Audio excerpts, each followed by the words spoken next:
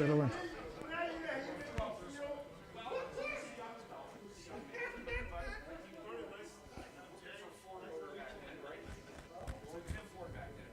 Yeah.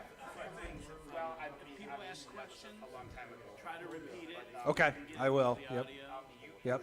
And the lighting areas are going to be in the front. I'll try to stay out of the screen. Can you see all the screens? Okay, good. That's good news. Okay. All right. Yeah. I still have those discs. Yep. Okay, sounds good. Sounds good. All right. Hi, Vernon. It is good to. We'll get to talk later. I'm sure it will be tough. All right. I'll kick it off then. I am Tim Halloran. I gave a talk last year about Z80 assembly. So this year I decided to talk about something I am totally incompetent in, which is using an oscilloscope to troubleshoot TRS-80s. And the reason I wanted to do this, I'll go to the next slide, is I think I've kind of been on a journey of learning this. I was software trained. I have a degree in computer science, and I knew nothing about electronics when I started with TRS-80s. And every single Model 1 I got didn't work. So I pestered Ian over email for years and finally figured out, well, I should maybe learn how to do this. So I wanted to get people started how you might use an oscilloscope.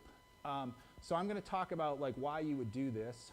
The very basics, this is what we're going to spend our time on. So if folks have never touched one of these, this is the right talk for you. If you're a EE professional, you can probably go to sleep because you're going to know all that. Then we'll shift a little bit and I'll talk about what you're doing on the computer. And I have a Model 1 splayed out here, so we'll do a little bit with that and get to see what's going on. And I'll do an example, and then I've got some slides that go through a mysterious case of a broken Model 1 that I still haven't fixed, but I'll show you kind of my steps through it and we'll have some advice.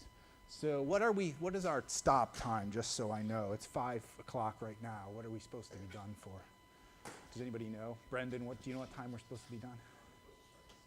Okay, so probably 5:45 we need to be totally done, if not before then. We should be able to make it. Okay, so kind of the motivation for this talk is you have this. You picked up a nice vintage TRS-80 and it doesn't work. I will tell you, I have 6 Model 1s, none of them worked. I have 6 Cocos, they all worked. So this is far more common for the Model 1 than the Coco. But we'll talk a little bit about Coco repair. First thing you need is either the online version or the paper versions of this. You need a schematic once you start digging into this. Bert already talked about, Bert talked about power clock reset. You need to know this stuff, and then you can apply the basic troubleshooting he presented, plus the 201 that was presented today. But you need to dig into the schematic. This is the key to getting it going, is understanding that. So we'll see some schematics. So what I wanted to introduce was where the oscilloscope fits in. So what a digital multimeter, and I have this one, which I like a lot. If you watch the EEV blog, he has that. I think I've seen a few of those.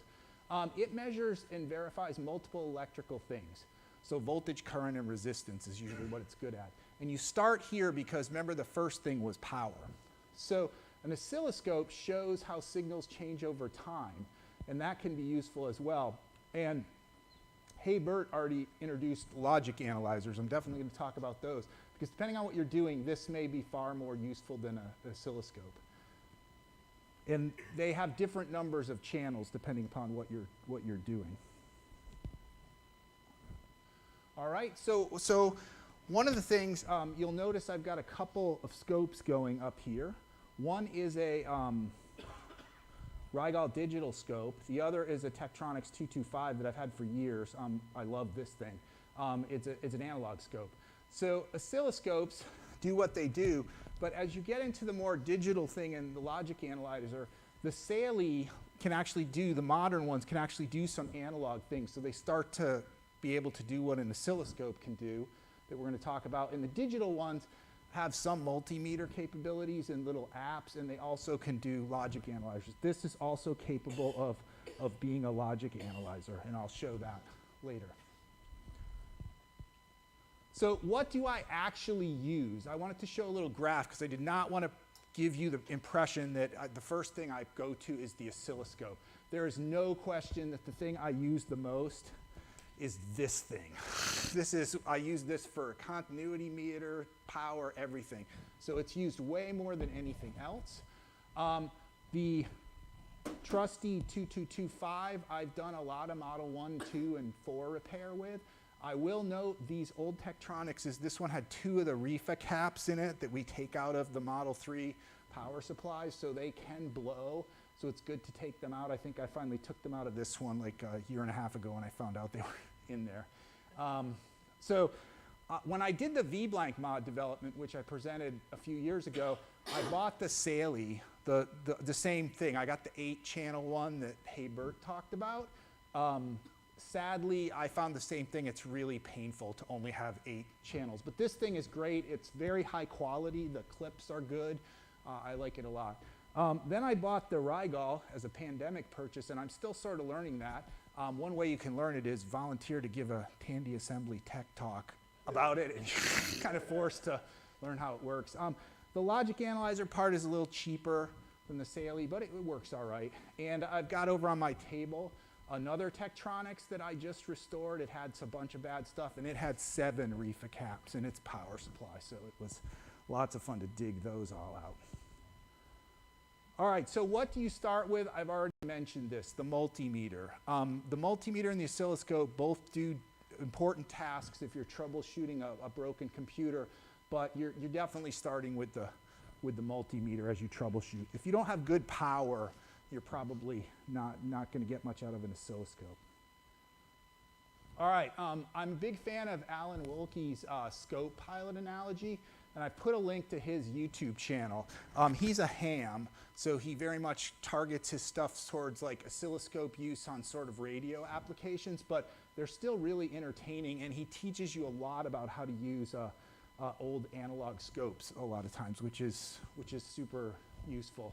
So I think I like his analogy. The oscilloscope sort of lets you fly around the circuit, and you can see what's happening in little parts of it.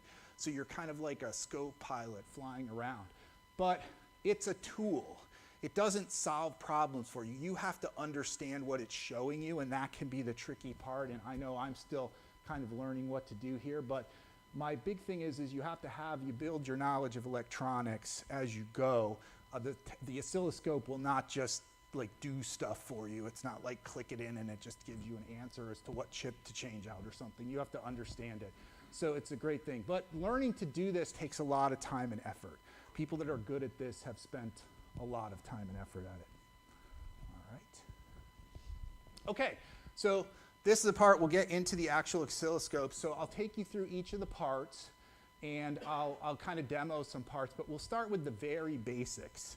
I'll go over to this side for a second. The display shows time divisions.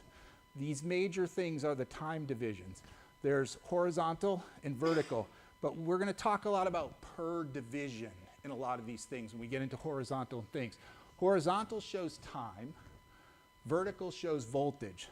So that's time, voltage. We're going to talk about what a trigger is. A trigger is why you see this and not the crazy wave up top. And usually you have 2 to 4 channels. My digital scope has 4 channels. The analog one has 2 channels.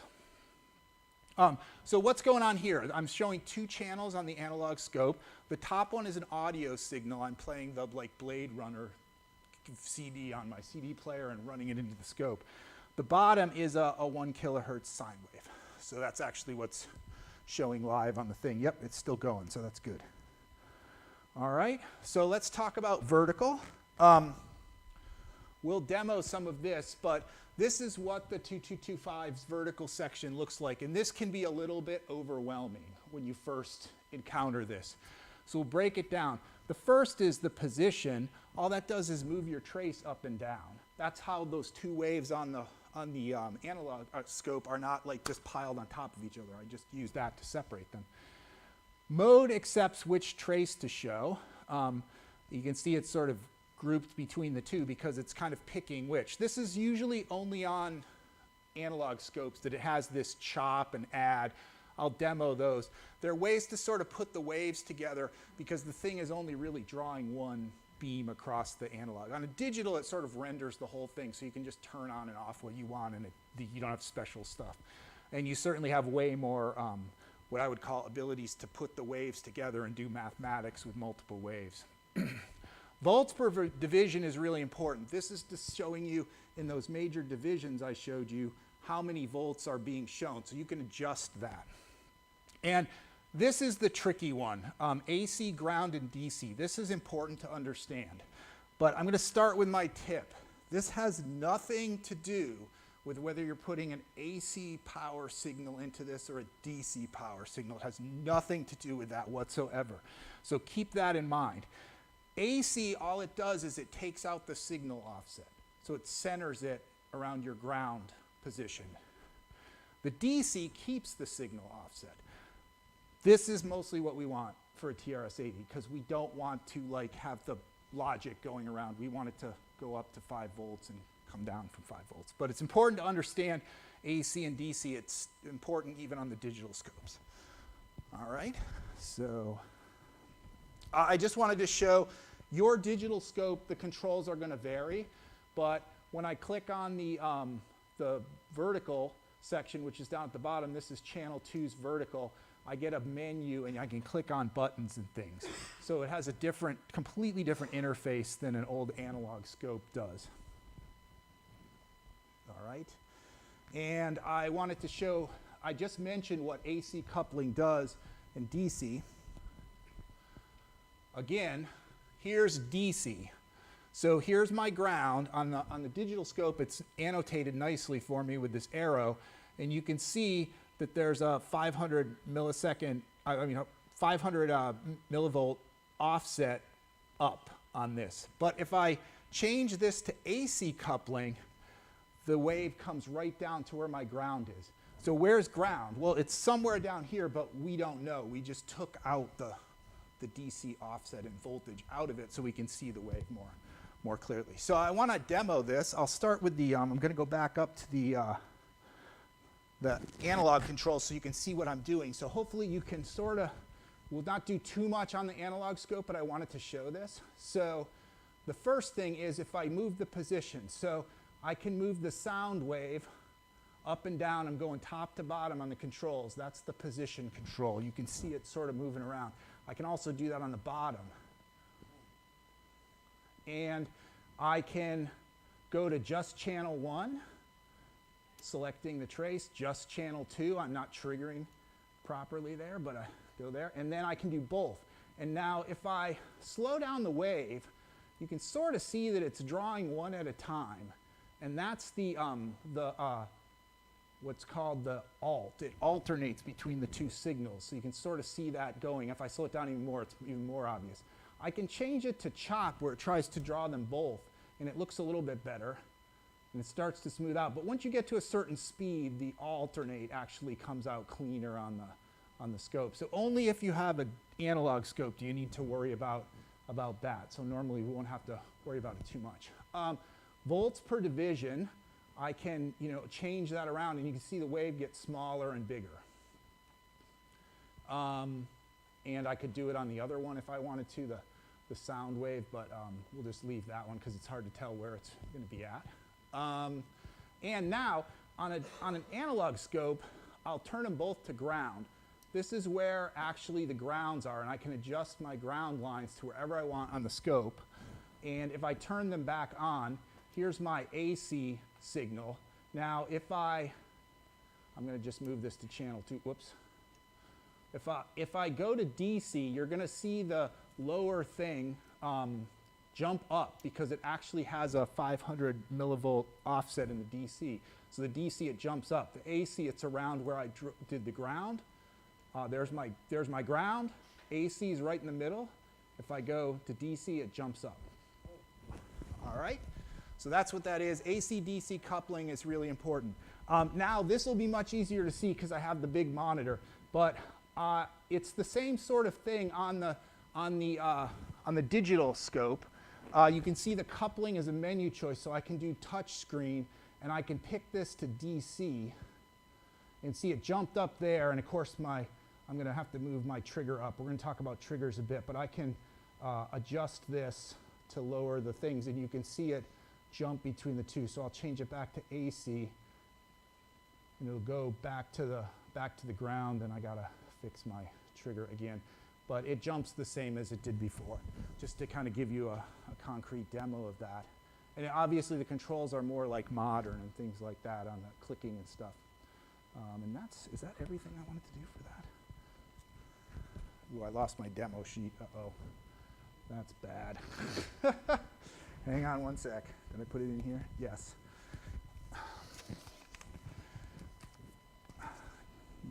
The setup was a little crazy. That's it. Okay, great. Move on to the horizontal, which is time. This is a couple of things. You can position the signal left and right. Analog and coarse are used to sort of set up a measurement. Remember, time is per division. So you can move the trace over to where you want it. I'll demo that in a second. Mode. There are some modes on analog scopes. Typically, you leave that at normal. Mine is X1 is normal. Seconds per division is sort of clicked in, typically milliseconds to microseconds. There's a special one sort of hidden here that's kind of, in the Hey Bert presentation, he was showing for some debugging, that's where XY is on this particular analog scope. Sometimes it's buried at the bottom of the seconds per division thing. So if you're trying to find that to do what you were shown in the first tech talk, that's how you do it. Here's what this looks like on the digital scope. You sort of have some controls, and you're able to click the horizontal. It doesn't really have a menu per se in this. So I'll do a quick demo of the horizontal. So if I change the seconds per division, what you're going to see is kind of the, is this on channel 2? Yeah. What you're going to see is kind of the wave gets wider or narrower. Now, what I was talking about in position is, suppose I wanted to measure this. It's a little hard to see probably from where you are, but I've got sort of got that lined up with the divisions there. And I can sort of see that this is, it's set at 2.2. So it's actually 0.2, I think, milliseconds, and it's a 1 kilohertz wave, so that actually works out right. So this is reasonably well calibrated. Sometimes analog scopes are not. I wouldn't worry about that too much. Usually you can figure out what you need to without it. All right, on the digital scope, we can do the same sort of thing with a dial. It sort of will compress the wave or move it. And we can adjust the position. Now, helpfully, look at the T at the top that's moving. On the digital scope, it shows you really nicely like where that is at. And we'll talk about why that matters in a second. So we'll move on. All right, so we've done horizontal. Uh-oh, what happened there? All right, we're not going to worry about that. Trigger, the third thing, so display, horizontal, vertical. Third thing is trigger. So there's two things we got to worry about on an analog, and they're largely the same on the digital. Starting from top to bottom on the trigger control, scope and level. This is happening all the time electrically. You have to decide when you want the scope to do a sweep to make a display. So if you see like stuff fluttering, that's like without a trigger. So it chooses when to initiate the sweep, and it can help you stabilize the waveform. So normally you nearly always want auto, but there are a couple other modes. Normal does the trigger when you tell it to. The difference between normal is it will only do it when you tell you to. So if you set up the trigger wrong, it will never show a wave. It'll just never come. Auto gives up after a period of time and draws something. So you can sort of help you figure out what you're doing wrong and set your trigger right. These are unusual. Single was used to do kind of photographs, like with scope cameras in the past, and TV was used for like repairing TVs. I have no idea how to use that. That's beyond my ability. So the source, and this is important, that's right here, channel 1 or channel 2. I have to tell it which waveform I'm going to trigger on, internal. But there's another interesting one, which is external. And this is actually discussed a few times in the Radio Shack documentation. They clearly only had 2 channel scopes like this. And you can do a logic gate because you can put part of the, the 2 inputs and 1 output. You can put one of those as being the external trigger. So if the signal goes from high to low or low to high on the external thing, it will trigger the wave, and you can see the other 2 parts of the thing on a 2-channel scope. So this is very clever, and it's actually, you see this described in some of the Tandy write-ups, especially about how to fix the Model 1 and things like that. So coupling is the same, AC or DC. It's whether or not your triggering is caring about the digital offset. Honestly, I leave it on AC and it seems to work fine on my particular analog scope, and it's usually on DC only for the digital. I won't talk about that for a sec. Yeah, here's the trigger controls on the digital scope. You can see, again, it's a menu. We'll actually poke around with this. I'm not going to do anything with the analog scope for triggering, I don't think. Yeah, it's only digital.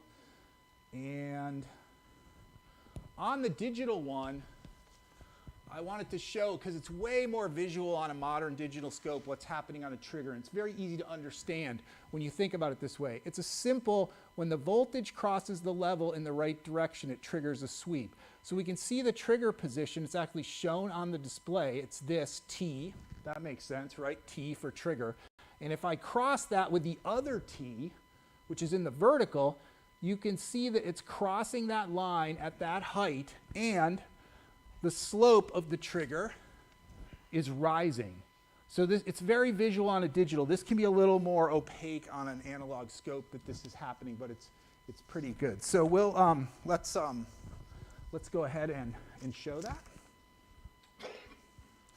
All right, so I can you can look at the monitor there, and you can see when I move the trigger how the wave shifts, because it's lining up with the T, orange T on the side and the orange T on the top. And I have the, it's on, oops, let me bring up the triggering menu, so sorry about that. So I'm on channel 2, edge, rising. Let's change it to falling. All right, oh, that's weird. Look at my trigger's like off the wave, and we're getting that. That's because I'm using the auto triggering. It gives up, and if it was on normal, it wouldn't show anything. But as I get into the wave and I can get the falling edge, I gain back control. So that's kind of just gives you a little bit of a sense of what's going on. Here the digital scopes really make this really, really nice to work on. And to just jump back to my slide for a sec, I think there is actually one on the donate table. But if you don't see triggering controls, you probably have what's called a recurrent sweep scope. Don't use this. Probably not super useful for a TRS-80. It's really old. It uses sort of a saw wave to send the trigger at regular intervals. I have no idea how to use one, but Alan Wilkie says get rid of it and get a good one because they don't cost that much. So I'm going to believe him. Okay, third part is probes. Obviously, we need to poke at the circuit, so we use these probes. Let me get rid of my logic analyzer there. I mean, my multimeter. So there's a wide variation of these. Most of them I don't have. But passive 1x and 10x are common with a switch to go between the two. I strongly suggest putting it at 10x and leaving it that way. 1x is sort of like hooking a capacitor into your electrical circuit. And this may cause problems in your circuit, or it may not. But generally, the 10x, basically the story is the 10x causes less of this capacitive loading, so it's better to poke around with the 10x probe. If you want to get really into the details how this works, there are tons of videos on the internet talking about 10x probes. But the drawback is we have to calibrate the 10x probe to line up with the oscilloscope you're hooking it up to. So if you haven't seen one of these, you have 2 parts of it. You have the part you probe with, and you also have a ground lead. So I definitely want to bring up safety. This is not a multimeter.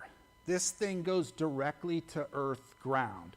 So like I'm working on something that has plus or minus 5 volts. I'm probably not going to blow anything up on this Model 1.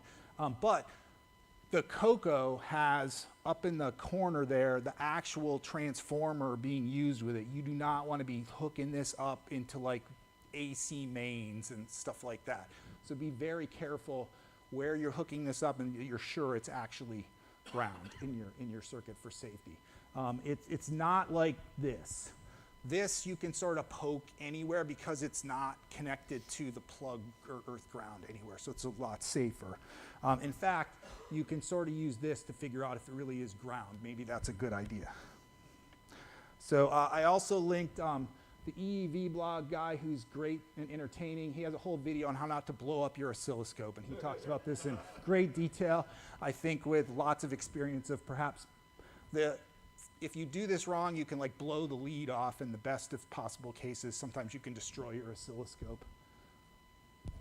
All right, so probe calibration. We'll actually demo this, but I wanted to have a slide that showed you. This is what, when you hook up to the test lead, and I should hook this up because we'll do this. If it's level, it's compensated.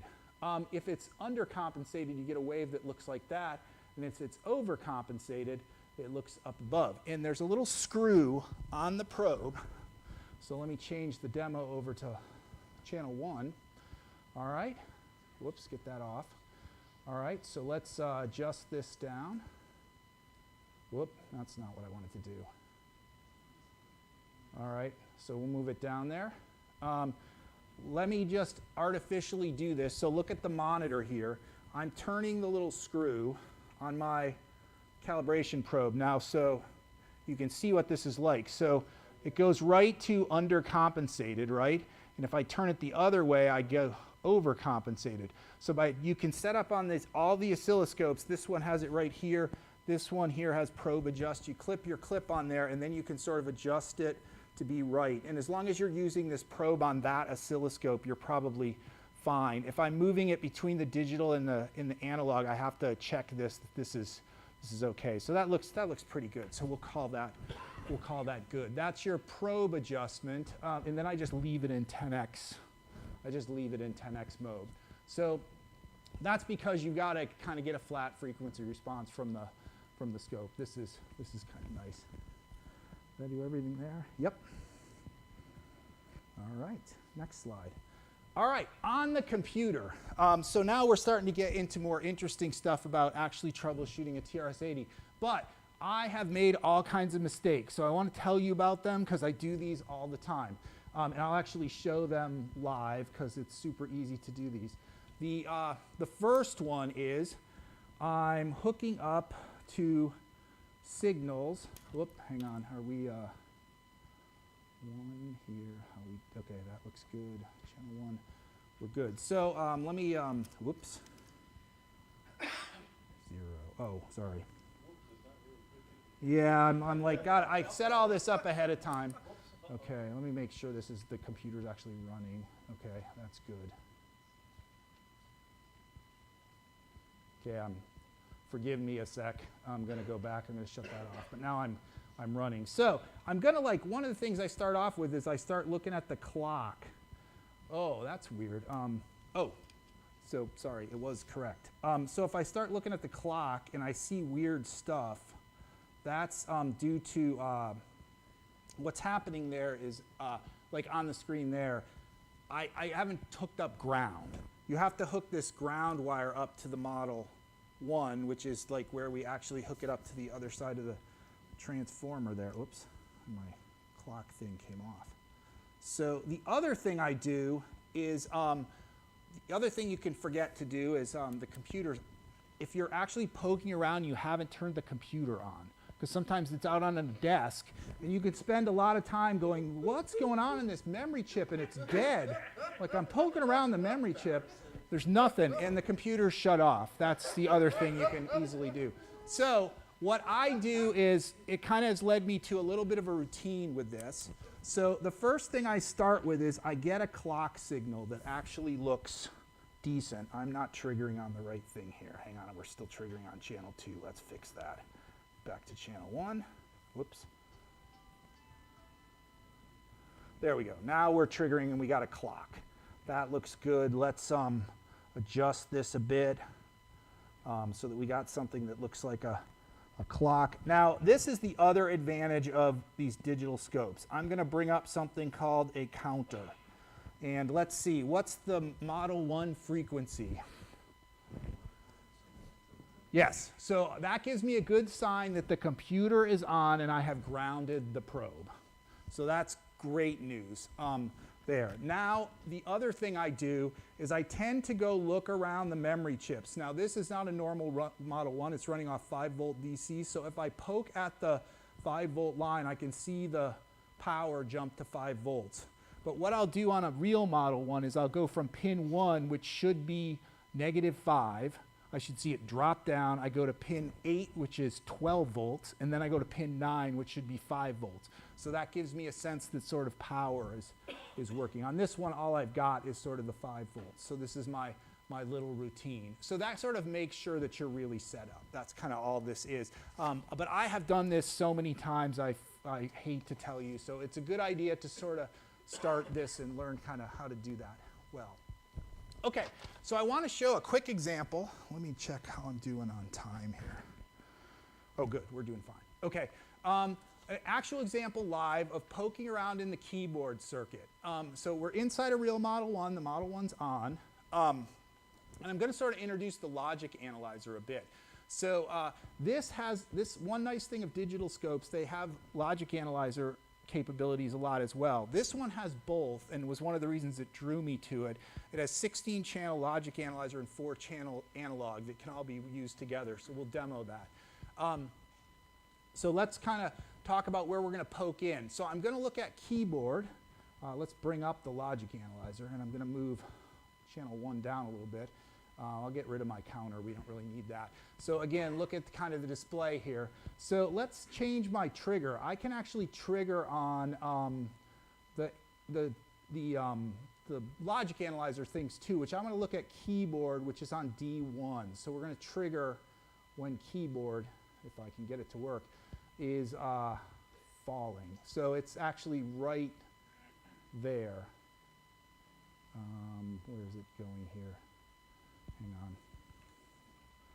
Let's take a look. It's this pin here.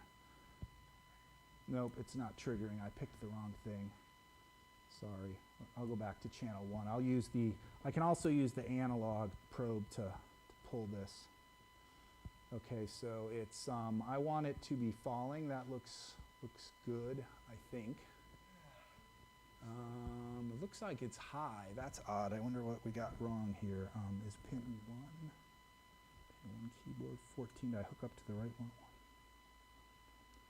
Okay, 14. Yeah, keyboard. Okay, so basically, we should be able to, when we're triggered here, we've got also A0 and D0, but D0 is the interesting one, and it's actually the middle one there, the third one down from the clock. Let me hold that. And hopefully if this works, if I press the @ you can sort of see the thing going, and it's not behaving as well as I'd like, so we'll call this up to the demo gods. But basically the idea is you can sort of use the logic analyzer to see what's happening in the circuit, trigger on it. But a nice thing to use the analog for is if I go back to the clock, for example, notice these don't look exactly the same. Up top you have a beautiful drawn square wave, and hey, Bert talked about that, but the analog version of it is down below. So you have a much messier clock going on, and you can see the analog, and as you go through this in time, you'll sort of learn what to look for. So that's like what a clock looks like on a TRS-80. We can show an address line. Hang on, there was one. That looks like one. There's another one. So you can poke around, and this is a working computer, so you can sort of get a sense of what the actual fields look like. All right. Great. Okay, so that didn't go quite as well as I'd hoped. I'm not really sure what was going on there. But I also want to point out on Cocos, this is really handy the card connector, and it's a little bit harder to get at because this is a 1 and it has this cage, but when it's not on there, these things are really nicely laid out and it's really well documented, so you can hook probes up to the Coco card connector edge. It's a really handy place to like poke your probes or hook up connections for a logic analyzer. You'll get to know them. So to finish up, I wanted to show an example of a real world problem. The mysterious case of the Model 1. I bought a Model 1 case on eBay and I expected it to just be the case, but ended up there was actually a Model 1 in it. But this Model 1 was in rough shape. So I got the screen of, garbage, as you can see here. So I dug into it a bit. First off, I want to reiterate this. Check the power. So this is how you do it on a Model 1. I want to see 12 volts and then 5 volts, and I want to adjust those in with the things to make sure these are set up right. If you're doing a Coco, it's a little different procedure. Every computer will have its own procedure in the service manual. Make sure power is good. So sometimes the documentation's out of date. This had a 1.3 ROM, and I was going through the service manual to isolate what was happening, and I expected to see large font colons, but I was getting @S. And unfortunately, this was correct, so I should have gone to a different area of the isolation, which is actually written up, but this documentation comes out before 1.3 ROM came up. So kind of question that the documentation may not be 100%. Maybe ask people on Discord or check other docs. All right, so I hooked up the ROM. I started figuring out this is some sort of ROM. We have to trigger several different kinds of ROM in a Model 1. One is the actual ROM. Then we can trigger the keyboard to read the keyboard. We can also trigger video. We can also trigger RAM. So something in there, but I hooked it up. And what I noticed was on my logic analyzer, and you can actually see it here, this trace, it's not there. It's just gone. So on WR, which was what this was, there was just nothing there. So something's wrong with WR. So again, I'll tell you what I'm looking at it digital on the analog side in the oscilloscope, and this doesn't look great. I'm a little bit worried about that. So I go to the schematic and start looking at what's going on. And I want to focus, you want to consider all points. So I'm looking, where does this WR signal, which I was probably hooking up to pin 22 on the Z80, where does it go? So I could be, CPU is bad. There's something wrong with the CPU. It could be that Z74 that it hooks up to is bad. It could be that Z23 is bad. Or it could be some combination or all of the above. You got no guarantees in the hardware here. So don't guess, work to isolate. One little trick I use is I try desoldering the pins on the chips. I sort of thought the CPU was fine, so I did the other two. And sometimes if you solder suck them out, you can check with your multimeter as to whether or not you isolated that. And in this particular case, it didn't work for Z23, but Z74, it actually separated the pin from the motherboard. So I didn't have to cut anything or anything like that. It actually worked. And in fact, connecting Z74 pin 2 made the WR line come back and be fine. So I pretty much was pretty sure that Z74 was a bad pin, so I desoldered it and socketed it and replaced it, sort of. So here we go. This is the chip I pulled out. I was doing these slides. Isn't this wonderful? SN74LS00N. So this is what I put in it. 74C00N. This is not the same chip. So about 4.5 hours later, I figured out that I put the wrong chip in the socket and then sort of continued on the project. So, but here's the actual signal. It's sort of generating something. In fact, it's generating the inverse of what it should have been. But you can sort of see that's what a good memory line should be looking like in the oscilloscope. So kind of the bottom line is with this, you got to have patience. Do some work, leave it, come back, think about it for a while. You're like, rarely, if you're trying to solve one of these kind of problems, I think I've taken 6 or 7 chips out of this machine and I still don't have it going. But you kind of got to view it as it's a long-term effort. And part of it is you're learning how to do it. You're learning how to use the oscilloscope as a tool. You're learning how to kind of diagnose these things, and you're learning the schematic of the Model 1 or the color computer 1 or whatever you're working on, which also takes time. So have a lot of patience. All right. Where are we at with time? All right, a couple minutes. Come by my table. I've got a bunch of these. You can poke around with them, see what they're like if you're looking at it. I bought the Tech 2225. I love this thing because the EEV blog had, this was one of the scopes he reviewed for like 3 videos, and I put him in an eBay search with some other, got it. Calibration was off, but it was great. So the advantage of the analog is it feels retro, and you can sort of pretend you're Steve Leiniger back in Tandy, like poking around at a Model 1, so that's great. When I worked on V-by-Long, I got the Saley. Now, if you're interested in fixing logic problems or doing a project, like hooking up, this is the kind of thing you want as a logic analyzer, really not the scope. If you're like trying to build a hardware piece and get the logic right, super helpful. I was talking to Arno, and he has one of these and really likes it. Great quality probes. This is really good quality product, but I'm the same as Haybert. I should have gotten the 16 probe model, not the 8 probe model. It's really annoying to only have 8. So I bought this one after much dithering, the Regal, I'm sorry, they say Regal. I'm still learning it. It's much harder to use than the other ones because there's a million options and buttons and whistles, so you have to put tons of time in to learn it. Really what you have to do is you just have to do stuff. So you don't want to start with broken computers. You want to spend a lot of time with this scope on a working computer, learning the schematic, learning what these signals look like, and getting to know the controls on your oscilloscope or your logic analyzer. So don't just start fixing a broken eBay Purgix first go. So do a project, or you can volunteer for a Tandy Tech Talk about how oscilloscopes work, and you can do part 2 next year, and learn and kind of expand your knowledge is kind of my thing. It takes a lot of time, but it can be fun. It's part of the hobby, and can be a great time. So that's it. Any questions for me? All right.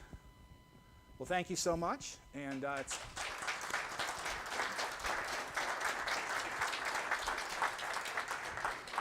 all right, so 20-minute break, and the next one will start at 5 p.m. So take a break.